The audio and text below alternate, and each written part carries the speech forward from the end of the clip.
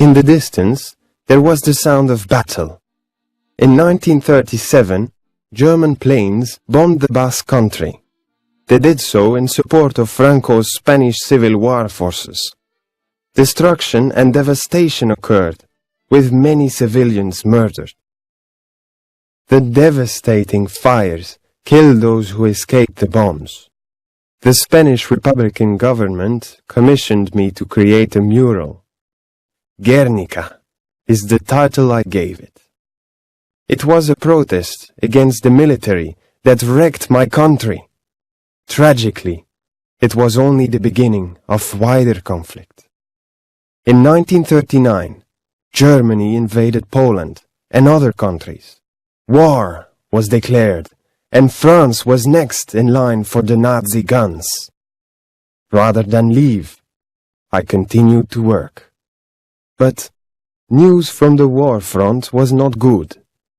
It would be more than 4 years before we tasted freedom again. Although in my mid-60s, it seemed a new era had opened up. The fact that I had affairs with other women was a major factor. One was Geneviève Laporte, aged 24 at the time. Even I was surprised, as I was in my 70th year. Her company and friendship inspired my new work. When she left, I was once again on my own. But not for long, as Jacqueline Roch came into my life. She was the inspiration for more works of art than anyone else.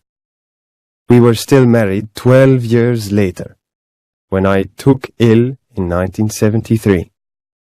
In all, we had been together for 20 years.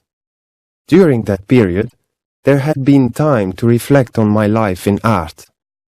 In addition to my paintings, there were various sculptures. Also, I enjoyed writing poems and designing for theater shows. In all, I probably produced about 50,000 works of art.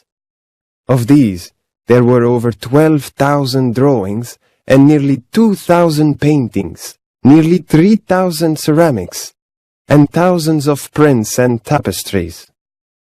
It was a rich life, both in art and in my relationships.